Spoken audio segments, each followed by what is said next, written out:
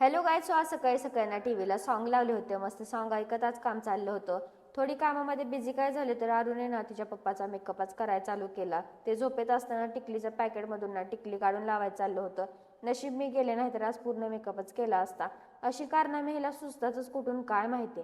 त्यानंतर ना मी एक पार्सल ऑर्डर केलं होतं, त्याचीच अनबॉक्सिंग करत होते. एक तर ना मला अनबॉक्सिंग करता अजिबात येत नाही, त्यासाठीच मला हे इतके चिडवत होते ना, असं मी कशी बशी अनबॉक्सिंग केली.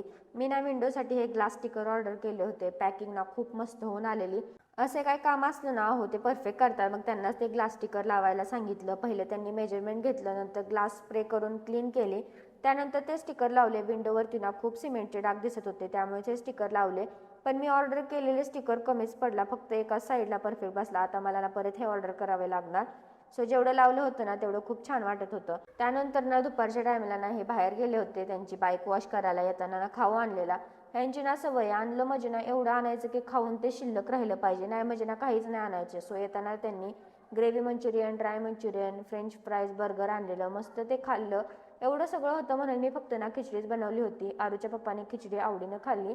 ते हे जास्त काय बाहेरचं खात नाही, घरी काही असो तेच खातात. त्यानंतर ना आम्हाला हळदीला जायचं होतं, त्यासाठीच मग तयार झाले. हळद होती, मग मी येल्लो साडी वेअर केली होती. थोडंसं डेकोरेशन वगैरे केलं. अहोनी आणि मी ना थोडा डान्स पण केला. त्यानंतर मग घरी आलो. असा होता आजचा दिवस. भेटू नेक्स्ट व्लॉगमध्ये. तोपर्यंत बाय बाय.